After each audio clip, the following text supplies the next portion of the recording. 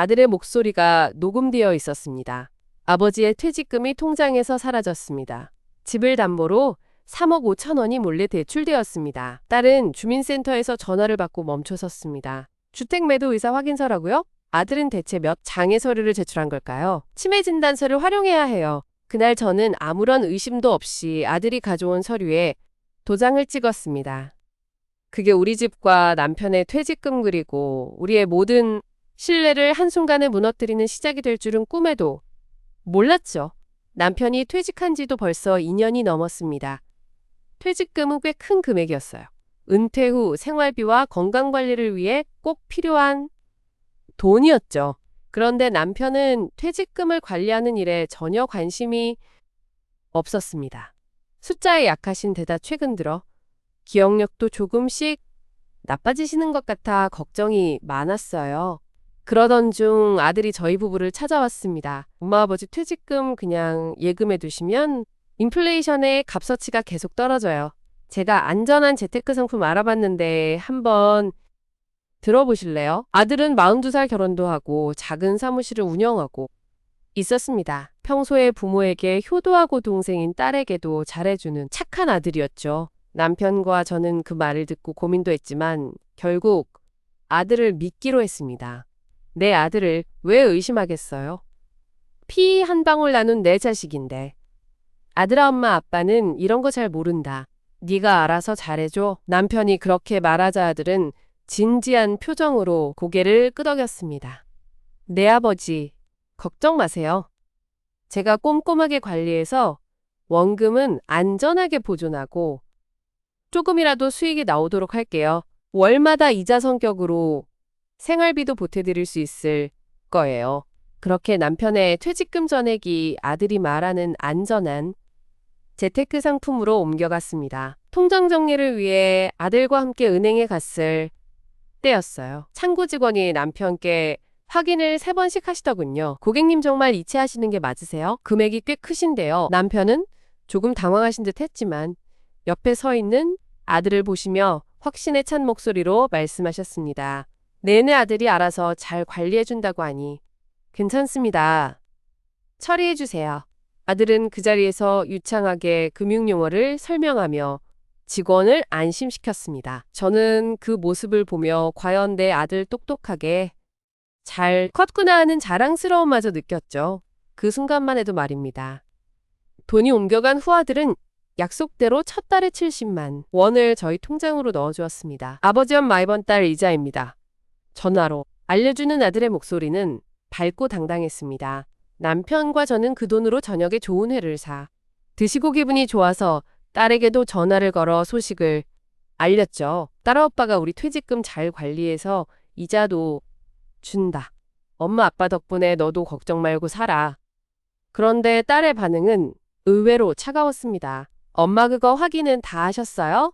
무슨 상품인지 어디에 투자된 건지 서류라도 받아 보셨으면 좋겠네요. 저는 순간 마음이 불편해졌습니다. 딸은 예전부터 형을 못마땅해 하는 눈치였거든요. 경제적으로 독립한 딸은 아들이 사업을 시작할 때도 과잉 투자하지 말라고 조언했지만 아들은 듣지 않았습니다.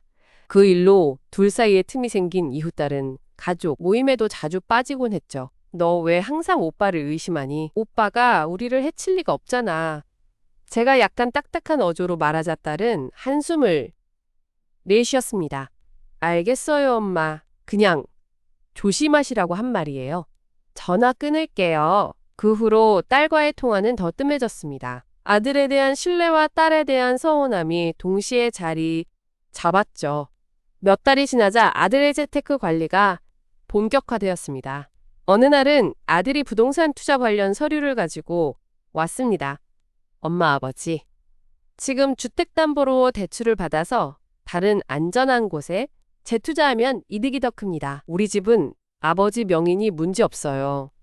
제가 다 알아서 할 테니 서명만 해주세요.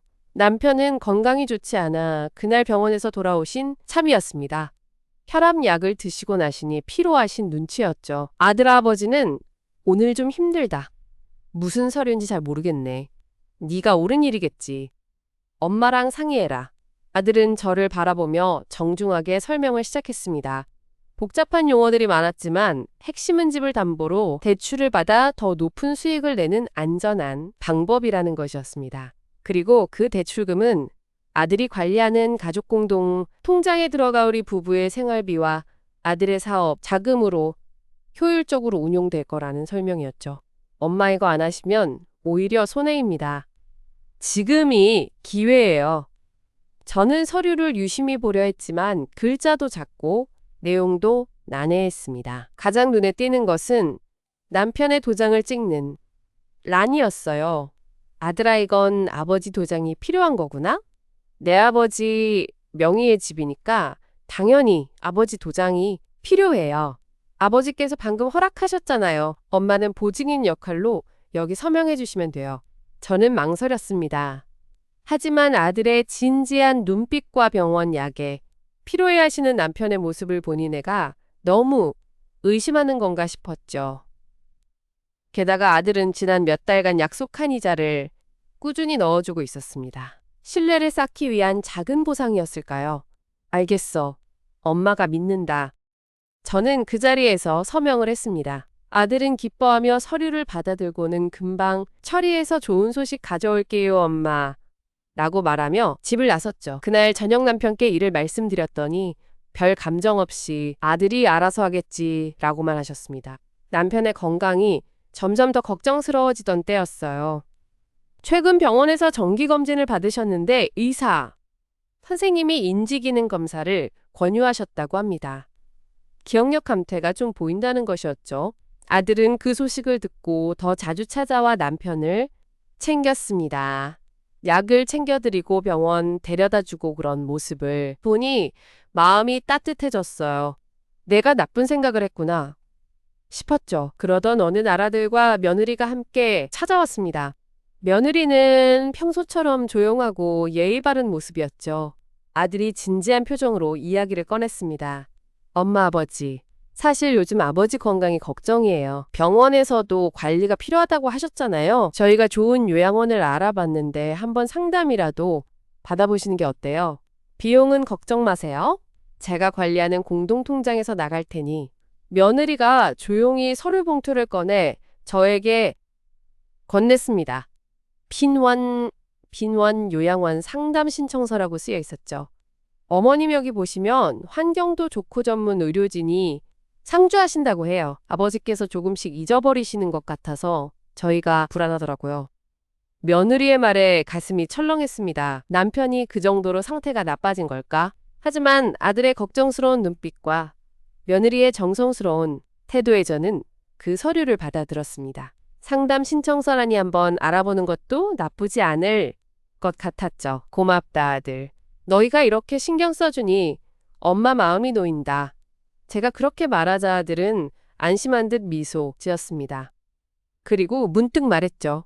아, 맞다. 엄마, 그 공동통장 정리하다 보니 아버지 명의로 된 다른 증서 같은 게 필요할 수도 있어서 아버지 도장 좀 맡겨주실 수 있어요? 제가 필요한 서류 처리할 때마다 매번 오라고 하면 아버지도 피곤하실 테니. 순간 왜인지 모를 불안감이 스쳤습니다. 하지만 그 불안감은 아들의 다음 말에 흩어졌죠. 엄마가 불안하시면 사용 내역 매달 가져와서 보고 드릴게요. 지금까지 생활비 넣어드리는 거 다 확인하셨잖아요. 그렇습니다. 아들은 약속을 지켰어요. 매월 70만 원, 때로는 100만 원씩 우리 통장에 들어왔죠. 그 돈이 정말 재테크 수익에서 나온 것인지 아니면 우리 집 담보대출금에서 나온 것인지는 생각하지 못했습니다. 그저 아들이 약속을 지키는구나 그렇게만 생각했어요. 알겠어. 그럼 엄마가 아버지 도장 좀 찾아볼게. 제가 방으로 들어가 남편의 도장이 들어있는 작은 케이스를 꺼내오는 동안 아들과 며느리는 살짝 낮은 목소리로 무언가를 이야기하고 있었습니다. 제가 나오자 바로 조용해졌죠. 여기 아들아, 잘 써라. 고마워요, 엄마. 정말 큰 도움 됐어요. 아들은 도장 케이스를 받아 손에 꼭 쥐었습니다. 그 손가락이 약간 떨리는 것 같았지만 제가 눈치채기엔 이미 아들은 밝은 표정으로 저희에게 인사하고 있었습니다. 그날 이후 아들의 연락은 조금 뜸해졌습니다. 생활비는 여전히 들어오고 있었지만 전화로 안부를 묻는 빈도가 줄었죠. 대신 며느리가 가족 단톡방에 요양원 정보나 건강 관련 글을 자주 올렸습니다. 치매 초기 증상노인 맞춤 요양시설의 중요성 같은 글들이었어요. 단톡방에는 저와 남편 아들 내외딸이 있었지만 딸은 한마디도 하지 않았습니다. 며칠 뒤 딸이 갑자기 집으로 찾아왔습니다. 평소처럼 무뚝뚝한 표정이었죠. 엄마 아버지 도장 어디 있어요? 갑작스런 질문에 저는 당황했습니다. 왜? 무슨 일 있어? 그냥 필요할 것 같아서요. 아버지 명의로 된 중요한 것들은 도장 없이는 처리 못하잖아요. 제가 좀 맡아서 관리할게요. 딸의 말투가 이상하게 조급했습니다. 저는 아들에게 도장을 맡겼다는 사실을 말하기가 꺼려졌습니다. 딸이 알면 또 형을 의심하며 싸움이 날 것 같았거든요. 엄마가 잘 두고 있다. 걱정 마. 정말이에요? 어디 있는지 보여주시면 안 돼요. 딸의 시선이 날카로웠습니다. 저는 왜인지 모를 죄책감에 눈을 피했죠. 너 왜 이러니? 엄마 말 못 믿겠니? 아버지 도장은 엄마가 책임지고 잘 관리하고 있다. 제 목소리가 조금 커졌습니다. 딸은 저를 한동안 바라보더니 어깨를 으쓱였습니다. 알겠어요. 그럼 됐고 엄마 하나만 제대로 말해줘요. 오빠가 아버지 퇴직금 전부 가져갔고 우리 집 담보로 뭔가를 했다는 거 맞아요? 순간 공기가 꽁꽁 얼어붙은 것 같았습니다. 딸은 어떻게 그걸 알았을까요? 저는 허둥지둥 변명처럼 말했습니다. 그건 오빠가 재테크한다고 했다. 우리를 위해 좋은 일을 하는 거야. 그리고 생활비도 꼬박꼬박 넣어준다. 재테크? 딸이 비웃는 듯한 소리를 냈습니다. 무슨 재테크 상품이 집담보가 필요한데요, 엄마?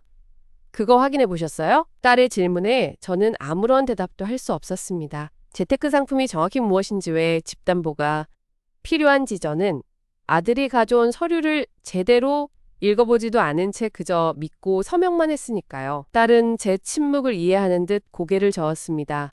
엄마 제가 알아봤어요. 아버지 퇴직금은 오빠가 인출한 지 일주일 만에 다른 계좌로 전액 이체됐대요. 그리고 우리 집 등기소에 가서 확인해 봤더니 지난달에 담보 설정이 되어 있어요. 금액은 정확히 모르겠지만 상당히 큰 금액이었어요. 저는 다리가 후들거렸습니다. 딸이 무슨 소리를 하는지 이해가 되지 않았습니다. 등기소? 담보 설정? 그런 건 아들이 말한 재테크의 일부일 뿐이라고 생각했는데 너 그런 곳까지 다니면서 오빠를 감시한 거니? 제 목소리는 떨렸지만 그건 분노보다는 두려움에 가까웠습니다. 딸은 눈에 눈물이 고인 채 말했습니다. 감시? 엄마 저 지금 엄마랑 아버지 걱정해서 하는 소리예요. 오빠가 무슨 일을 벌이고 있는지 정말 몰라요. 제가 오빠 회사 직원한테 연락해봤는데 작년부터 월급이 제대로 나오지 않는다고 해요. 사무실 월세도 밀리고 있다고요. 그럴 리가. 아들은 매달 우리한테 생활비도 넣어주고 그 생활비가 어디서 나온 돈인지 생각해보셨어요. 엄마? 딸의 한마디에 제 마음이 꽉 조여들었습니다. 그 순간 현관문이 열리는 소리가 났습니다. 들어온 것은 아들과 며느리였습니다. 아들은 들고 온 과일 바구니를 내려놓으며 밝은 표정을 지었지만 딸과 제가 서로 마주보고 있는 긴장된 분위기를 눈치채자 표정이 굳었습니다. 왜 그래? 무슨 일 있어? 아들이 물었습니다. 딸이 먼저 입을 열었습니다. 오빠 아버지 퇴직금 전액이 어디로 갔는지, 그리고 우리 집 담보대출로 뭘 했는지 엄마한테 제대로 설명해줘요. 아들의 얼굴이 순간 새파랗게 질렸습니다. 며느리는 급히 다가와 말렸습니다. 언니 왜 갑자기 그런 식으로 말씀을. 우리 다 같이 가족인데 무슨 오해를 그렇게. 오해 아니에요.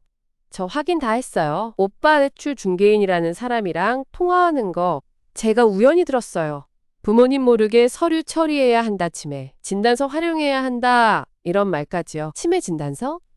저는 멀쩡히 앉아 계신 남편을 바라보았습니다. 남편은 무슨 일인지 이해하지 못한 채 우리를 번갈아 보기만 했죠. 아들은 딸을 노려보며 목소리를 낮췄습니다. 너네 일에 무슨 상관이야? 네가 뭘 안다고 그렇게 나대. 엄마 아빠 저 사람이 항상 이러세요. 집안을 분열시키려고. 분열시키는 건 오빠 당신이에요. 딸의 목소리가 커졌습니다. 그녀는 핸드폰을 꺼내들었습니다. 제가 그 통화 내용 일부 녹음했어요. 여기다 같이 들어보실래요? 아들은 그만하라며 딸의 팔을 잡으려 했지만 딸은 이미 재생 버튼을 눌렀습니다. 스피커에서 아들 목소리가 흘러나왔습니다. 어차피 아버지는 기억력이 안 좋으시니까 병원에서 받은 인지기능 검사 결과지를 활용하면 됩니다. 진단서처럼 보이게 서류를 좀 내내 그럼 다음 주에 다시 연락드릴게요. 부모님은 제가 잘 구슬릴 테니 걱정 마세요. 녹음은 거기서 끊겼습니다. 거실은 쥐 죽은 듯이 고요해졌습니다. 남편이 조용히 하지만 분명하게 물었습니다. 저기 저 목소리 우리 아들 맞지? 저는 고개를 들 수가 없었습니다. 눈앞이 아득했습니다. 아들은 허둥지둥 말했습니다. 아빠, 그건 오해예요. 제가 요양원 상담받으려고 병원 서류를 정리하는데 중개인이 말이 많아서 그냥 대충 말한 거. 그럼 이건 뭐예요? 딸이 또 다른 서류 뭉치를 꺼냈습니다. 그것은 제가 서명했던 그 담보대출 서류에 자본위협과 함께 첨부된 것은 가족공동통장의 거래 내역서였습니다. 내역서를 본의 아들이 말한 재테크 수익 입금은 고사하고 최근 2달간은 생활비 명목의 입금도 없었습니다. 오히려 큰 금액의 출금이 여러 번 기록되어 있었죠. 이 통장 오빠가 가족을 위해 함께 관리하는 통장이라고 하지 않았어요? 그런데 왜 출금만 줄줄이 있고 입금은 오빠, 회사에서 나오는 작은 금액 몇 번밖에 없어요? 그리고 가장 최근 출금은 무슨 대출 이자 명목으로 5천만 원이 나갔네요. 며느리가 갑자기 눈물을 보이며 무릎을 꿇었습니다. 엄마 아버지 죄송해요. 저희가 큰일을 저질렀어요.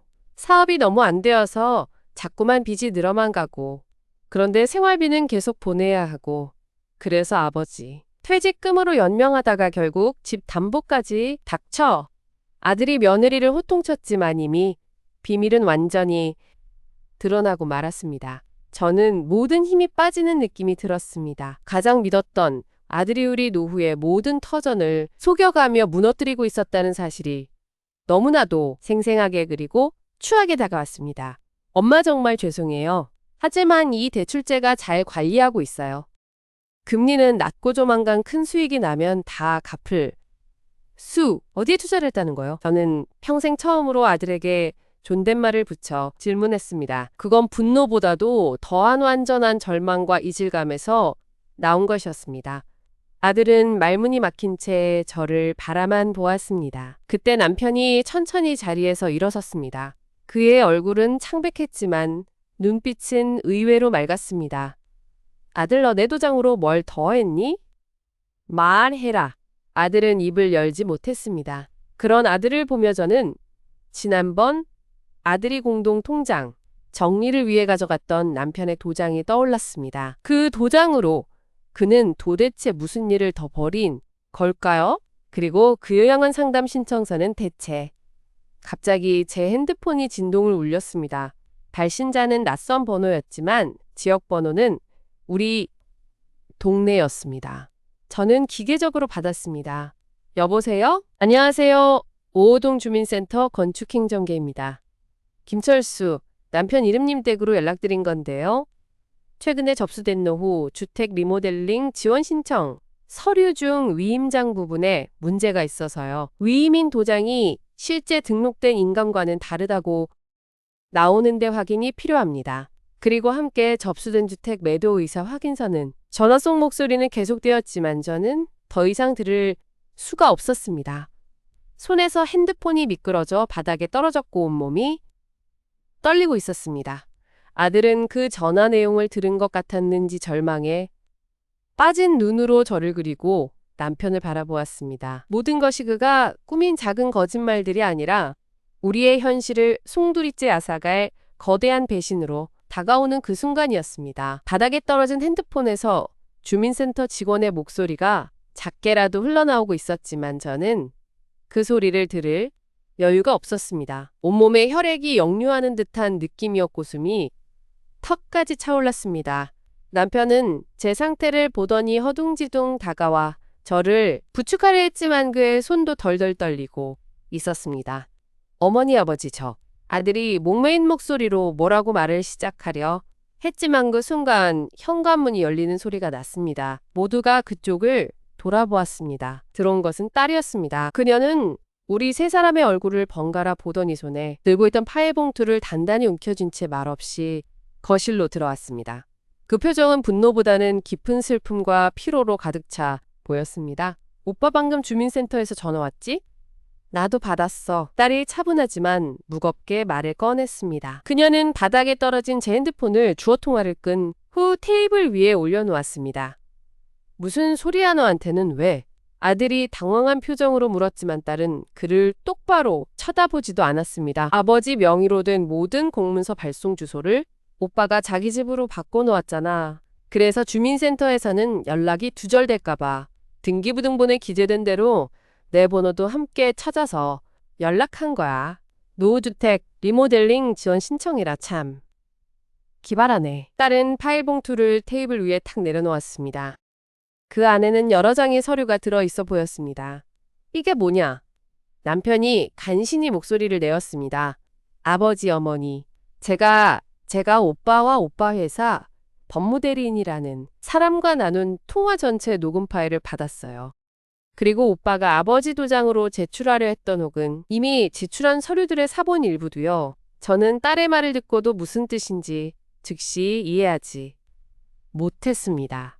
머릿속이 하얗게 멍한 상태였습니다. 아들은 얼굴이 새하얗게 질리더니 딸을 향해 발걸음을 내딛었습니다. 너 그걸 어디서 그만둬. 우리 가족이래. 가족일이라고? 딸의 목소리가 갑자기 높아졌습니다. 그녀의 눈에서는 눈물이 맺혔지만 흘리지 않으려고 애쓰는 것이 보였습니다. 가족일이면 왜 나는 끝까지 배제당한 거야? 왜 아버지 어머니는 오빠 말만 믿고 내가 조심하라고 할 때는 한마디도 귀 기울여주지 않았어? 이게 가족 일이라면 나도 이 가족의 일원인데 왜 모든 진실에서 격리된 거냐고. 그녀의 외침에 거실은 정막에 휩싸였습니다. 남편은 고개를 숙였고자는 할 말을 찾지 못했습니다. 딸은 숨을 고르더니 다시 차분한 어조로 말을 이었습니다. 녹음 파일은 전문가에게 의뢰해서 음성 향상을 했어요. 오빠 목소리, 그리고 김 대리라는 사람 목소리가 아주 선명해요. 그 사람 말이에요. 부천에 있는 그 아파트 매각 대금이 당장 들어와야 중도대출 이자를 막을 수 있다. 김 선생님 부모님 댁 담보대출도 다음 달에 만기인데 그 전에 주택 매도 의사 확인서라도 제출해놔야 은행과 협상 여지가 생긴다. 이렇게.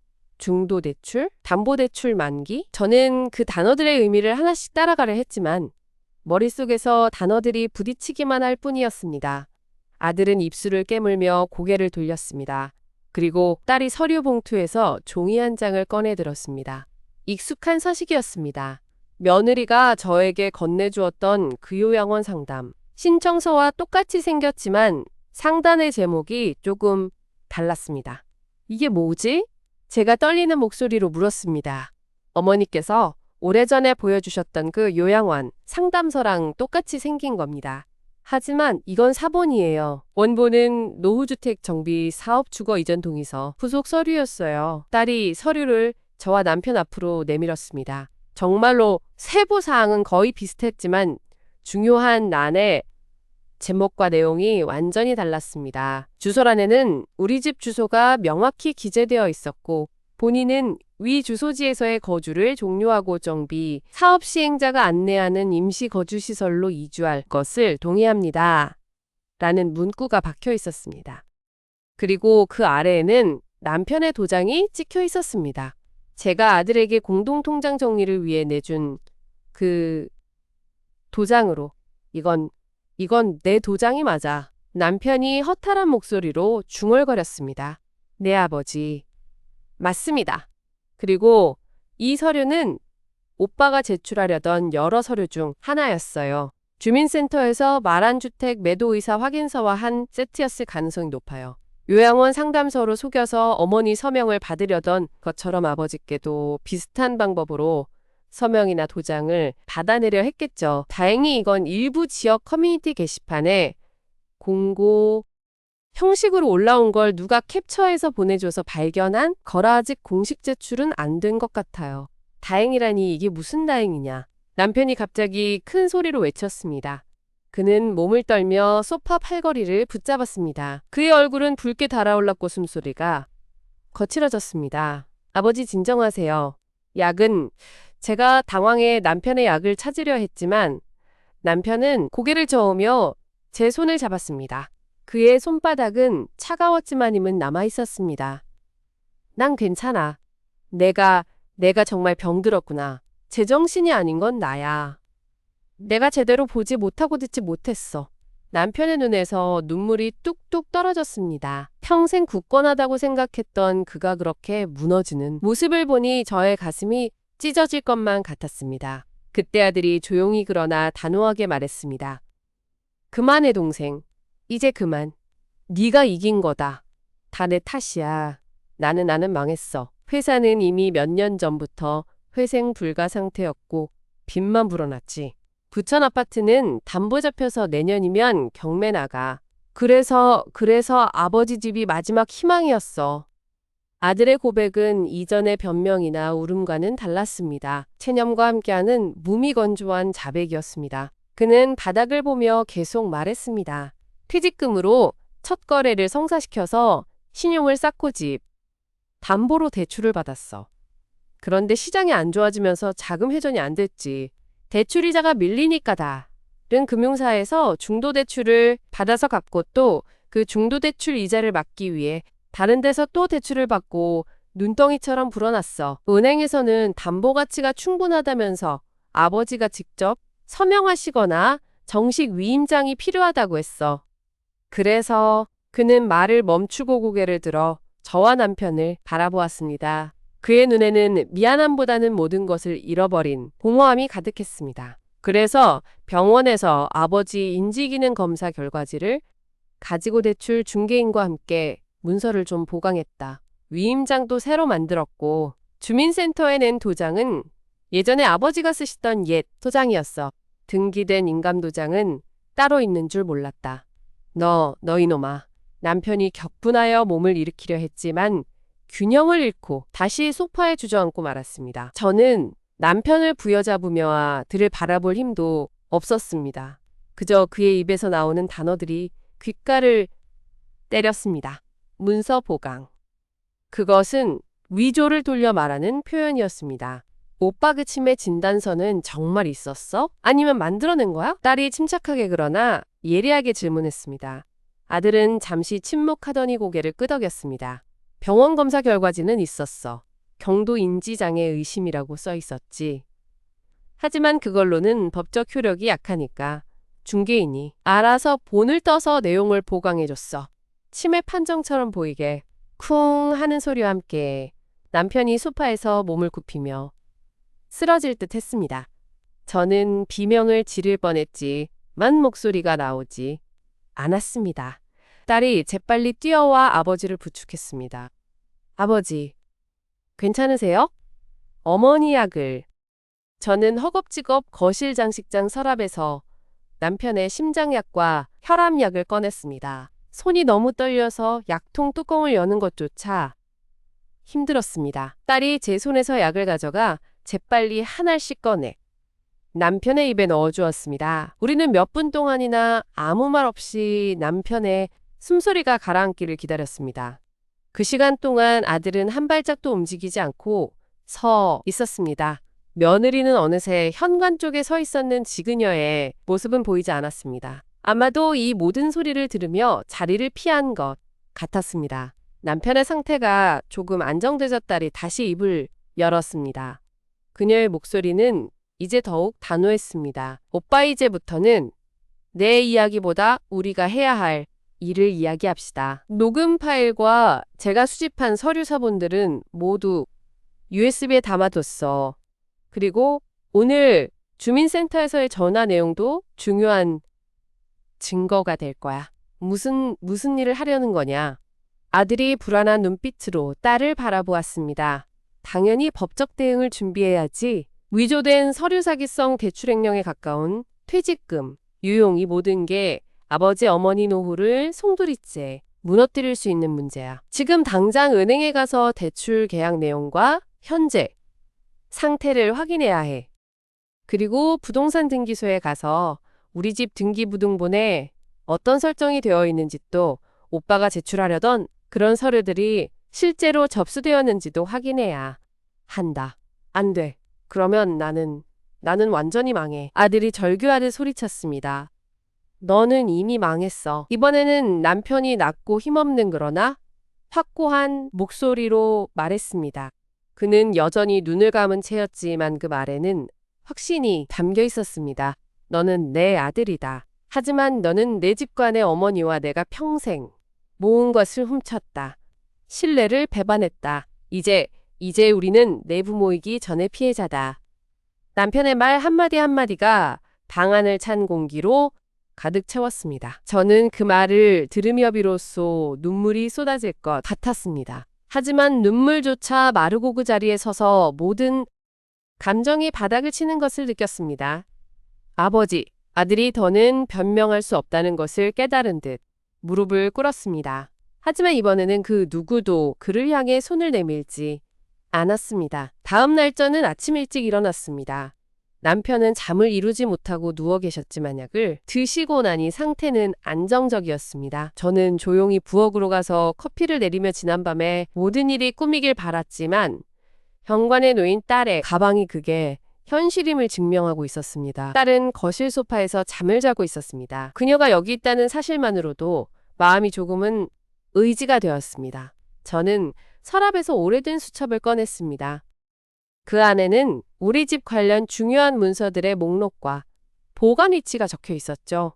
등기부 본 남편의 인감증명서 보험 증서들. 저는 하나씩 꺼내 확인하기 시작했습니다. 그 과정에서 손이 멈춘 것은 남편 명의의 주민등록등본이었습니다. 발급일자는 불과 2달 전이었고 주소란에는 변함없이 우리 집 주소가 적혀 있었습니다.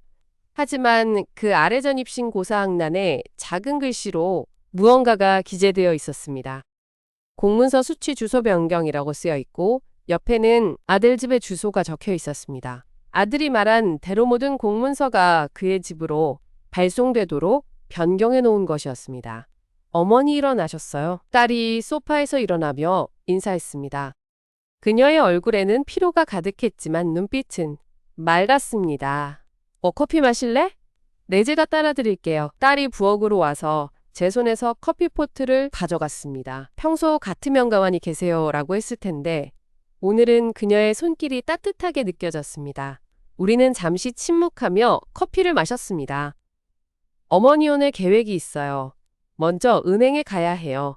아버지 명의로 된 모든 계좌거래 내역과 그 담보대출계약서 원본을 확인해야 합니다. 그리고 등기소에도 가서 등기부등본을 다시 발급받아야 하고요. 딸의 말투는 이제 확고했습니다. 지휘관처럼 느껴졌습니다. 그런데 아들은? 제가 목소리를 낮춰 물었습니다. 아들은 지난밤 이후 방으로 들어간 채 나오지 않고 있었습니다. 오빠는 오빠대로 해야 할 일이 있을 거예요.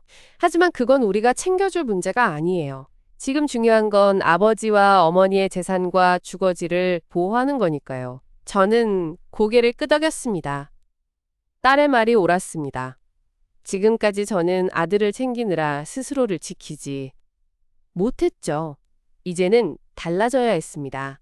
알겠어. 엄마가 준비할게. 저는 남편의 옷을 준비해드리고 약을 챙겼습니다. 남편은 아침 식사를 거부하셨지만 저와 딸의 설득으로 간단한 죽을 조금 드셨습니다.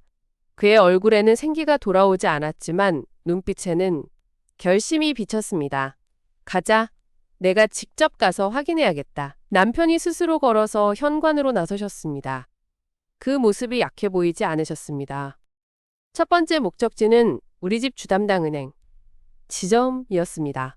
평소에 자주 가던 곳이어서 직원들도 저희를 알아보았습니다. 창구에 앉아 딸이 상황을 설명하자 담당 직원의 표정이 심각해졌습니다. 고객님 그런 경우라면 일단 계좌 동결을 신청하시는 게 우선입니다. 그리고 대출 계약서를 확인해 보셔야 하는데 잠시만요. 제가 시스템으로 먼저 확인해 드릴게요. 직원이 키보드를 두드리더니 화면을 보며 눈썹을 찌푸렸습니다. 김철수 고객님 명의로 현재 설정된 담보대출이 하나 확인됩니다. 금액은 3억 5천만 원이네요. 만기일은 다음 달 15일입니다. 그리고 이 대출은 이미 2회의 중도대출로 연장된 내역이 있습니다. 현재까지의 이자는 정상 납부 중이지만 원금은 한 번도 상환되지 않은 상태예요. 3억 5천. 남편이 중얼거리셨습니다. 그의 목소리가 떨렸습니다. 네, 그리고 이 대출 실행을 위한 서류로 위임장과 인감증명서 그리고 주소 증명 서류가 제출된 것으로 나와 있습니다. 위임인은 김영수님으로 되어 있네요. 아들의 이름이 나오자 남편은 눈을 감으셨습니다. 그 위임장 우리가 볼 수 있을까요? 딸이 물었습니다. 원본은 서류 보관소에 있지만 스캔본은 시스템에 저장되어 있을 거예요. 출력해 드릴게요. 직원이 인쇄된 서류를 건네주었습니다. 그것은 제가 본 적 없는 서류였습니다. 남편의 주민등록번호와 주소가 기재되어 있고 아들을 대리인으로 지정하는 내용이었습니다. 서명란에는 남편의 서명이 되어 있었지만 그 필체는 평소 남편의 유려한 서명과는 사뭇 달랐습니다. 도장도 찍혀 있었는데 그것은 아들이 공동 통장 정리를 위해 가져갔던 그 옛 도장이었습니다. 이 서명, 이건 제 서명이 아니야. 남편이 단호하게 말했습니다. 그럼 위조된 서류라는 뜻이겠네요. 은행 측에서도 확인이 필요할 것 같아요. 직원이 진지하게 고개를 끄덕였습니다. 고객님 이런 경우 사기 신고를 접수하시고 동시에 이 대출 계약 자체의 효력 정지 가처분 신청을 법원에 하셔야 합니다. 그렇지 않으면 만기일에 대출 금액을 상환하지 못할 경우담보 부동산에 대한 압류 및 경매 절차가 시작될 수 있어요. 저는 그 말을 듣고 다리가 풀렸습니다. 딸이 제 팔을 잡아주었습니다. 어머니 괜찮아요? 우리가 미리 알아챈 거니까 막을 수 있어요. 우리는 은행에서 계좌 동절 신청서를 작성하고 아들 명의로의 모든 자금 이동 내역 조회를 요청했습니다. 그리고 나서 다음 목적지인 등기소로 향했습니다. 등기소에서는 컴퓨터로 간단히 발급받을 수 있었습니다. 딸이 발급한 등기부등본을 보니 우리 집에 설정된 근저당권이 하나가 아니라 2개였습니다. 하나는 방금 은행에서 확인한 3억 5천만 원. 대출이었고 다른 하나는 6개월 전에 설정된 1억. 이 1천만 원의 근저당권이었습니다. 채권자는 다른 저축은행이었습니다. 이건 뭐야? 이건 본 적도 없는 거잖아. 남편이 분노하며 소리치셨습니다. 주변 사람들이 쳐다보았지만 저는 그걸 신경 쓸 여유가 없었습니다. 아버지 진정하세요. 이건 오빠가 아버지 도장과 위임장을 이용해서 몰래 설정한 또 다른 대출인 것 같아요. 딸의 얼굴이 새파랗게 질렸습니다. 그녀는 핸드폰으로 그 저축은행의 고객센터 번호를 찾아냈습니다. 저 아버지 명의로 설정된 근저당권에 대해 확인해 주세요. 본인이 모르는 설정인데요. 짧은 통화 후 딸의 표정이 더욱 굳어졌습니다. 네, 확인했습니다. 대출 실행일은 6개월 전이에요. 대리인 명의는 역시 오빠 이름이에요. 그리고 담보 설정을 위한 서류로 여기도 위임장과 함께이사 확인서라는 게 제출됐대요. 환자 본인의 인지기능 저하로 인해 법정 대리인이 대신 처리한다는 내용의 치매 진단서. 제가 떨리는 목소리로 물었습니다. 그건 확인이 안 된대요. 하지만 의사 확인서라는 명목의 서류가 있다고는 했어요. 저희는 등기소를 나와 바로 법률사무소로 향했습니다. 딸이 미리 예약해 놓은 곳이었습니다. 변호사는 저희가 가져온 서류들과 녹음 파일을 듣고 정리된 사실관계를 설명해 드렸습니다. 사문서 위조 사기 횡령 등 여러 범죄가 복합적으로 개입된 사안으로 보입니다. 일단 경찰에 고소장을 접수하는 것과 동시에 위조 서류를 근거로 실행된 2건의 대출 계약에 대해 효력정지 가처분 신청을 해야 합니다. 그리고 아드님이 유용하신 퇴직금 부분도 별도의 민사 소송을 통해 회복할 수 있을 거예요. 변호사의 말은 냉정했지만 현실적이었습니다. 그런데 저희 아들은 어떻게 되는 거죠? 남편이 힘없이 물었습니다. 형사처벌을 받게 될 가능성이 매우 높습니다. 특히 금액이 크고 피해자가 직계존속인 점이 가중 요인이 될 수 있어요. 변호사의 대답에 남편은 고개를 숙였습니다. 저는 남편의 손을 잡았습니다. 그의 손이 차가웠습니다. 고소장을 작성하는 데는 시간이 걸렸습니다. 변호사가 세부사항을 하나씩 확인하며 작성해 나갔습니다. 그 과정에서 아들이 제출한 모든 위조 서류들의 목록이 정리되었고 녹음 파일은 중요한 증거로 채택되었습니다. 며느리의 진술도 필요하다는 이야기도 나왔습니다. 집에 돌아온 것은 해가 지기 시작할 무렵이었습니다. 저희가 현관문을 열자 아들이 거실에 앉아 있었습니다. 그는 마치 재판을 기다리는 사람처럼 허공을 응시하고 있었습니다. 그의 옆에는 작은 가방 하나가 놓여 있었습니다. 아버지 어머니, 아들이 일어나 인사했습니다. 그의 얼굴은 하루 사이에 홀쭉해져 보였습니다. 나는 오늘 저녁 기차를 타고 내려갈 거예요. 며느리 집으로 잠시 가 있을게요. 그리고 내일부터는 변호사 선임하고 제가 한 모든 일에 대해 책임지도록 하겠습니다. 그의 목소리는 평온했지만 그 안에는 깊은 절망이 스며 있었습니다. 은행에도 연락이 왔어. 계좌가 동결됐고 대출 계약도 재검토된다고. 나는 더 이상 여기 있을 자격이 없는 것 같아. 남편은 아들을 바라보며 오랫동안 말이 없었습니다. 그 시간이 흐르는 동안 거실에 시계 초침 소리만이 똑딱거렸습니다. 가라. 마침내 남편이 입을 열었습니다. 그 한마디는 무겁고도 단호했습니다. 네가 선택한 길이니까 가서 네가 저지른 일의 끝을 봐라. 하지만 우리 집은 내 손으로 더는 망가뜨리지 마라. 그게 네가 아들로서 마지막으로 해줄 수 있는 일이다. 아들은 고개를 깊이 숙였습니다. 그의 어깨가 떨리는 것이 보였습니다. 그는 더는 아무 말도 하지 않고 가방을 들고 현관으로 나섰습니다.